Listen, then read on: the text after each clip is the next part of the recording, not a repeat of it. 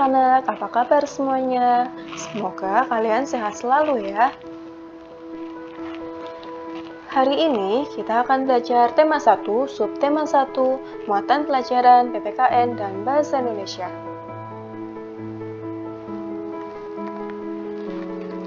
Pada materi Bahasa Indonesia, kita akan pelajari tentang ide pokok dan kalimat pengembang.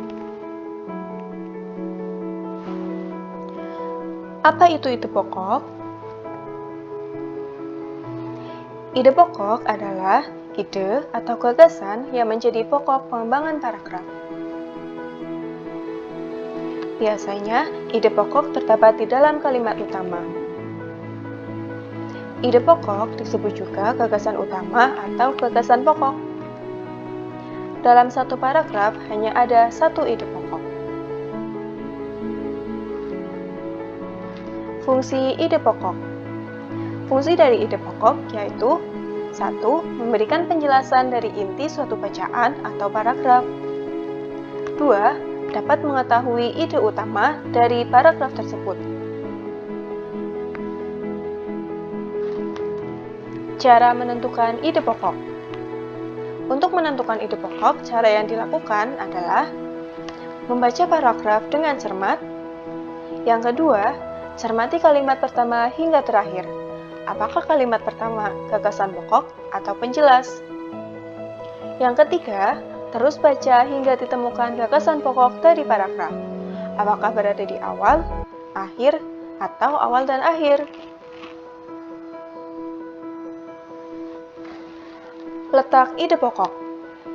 Letak ide pokok ada 3, yaitu ide pokok yang terletak di awal paragraf disebut dengan deduktif.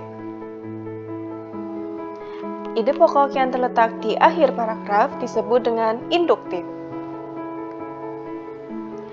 Dan ide pokok yang terletak di awal dan akhir paragraf disebut paragraf campuran.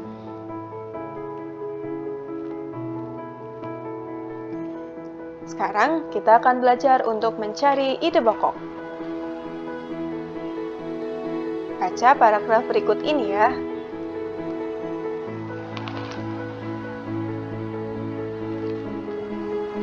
Dari paragraf tersebut, kita bisa melihat bahwa kalimat utamanya adalah salah satu ciri dari makhluk hidup adalah bergerak. Dari kalimat utama tersebut, kita bisa menentukan ide pokok, yaitu salah satu ciri dari makhluk hidup adalah bergerak. Karena kalimat kedua dan seterusnya adalah kalimat penjelas. Jadi, ide pokok dari paragraf tersebut ada di awal paragraf. Sekarang kita akan belajar tentang PPKN. Materi yang akan kita bahas yaitu perilaku yang sesuai dengan sila Pancasila. Masih ingatkah kalian tentang sila-sila Pancasila?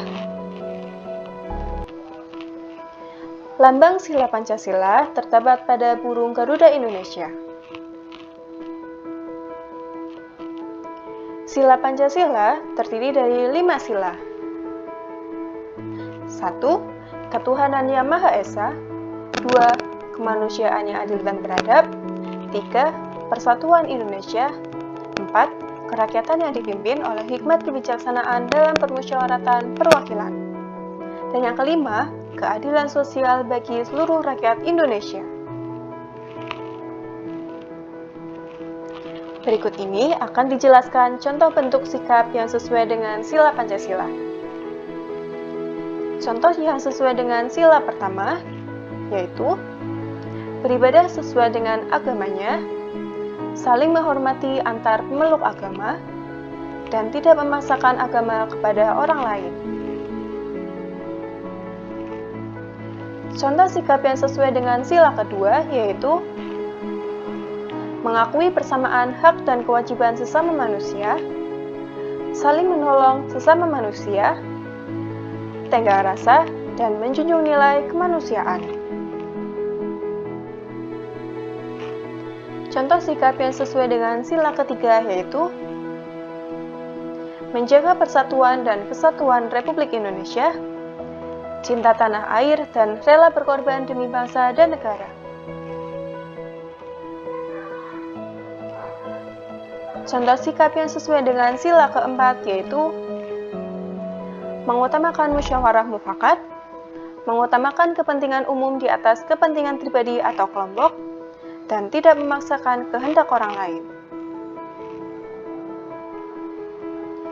Yang terakhir, contoh sikap yang sesuai dengan sila kelima yaitu tidak boros, menghargai karya orang lain, adil terhadap sesama, dan menghormati hak orang lain. Inilah materi pelajaran hari ini. Semangat belajar ya! Terima kasih. Salam hebat, salam sehat.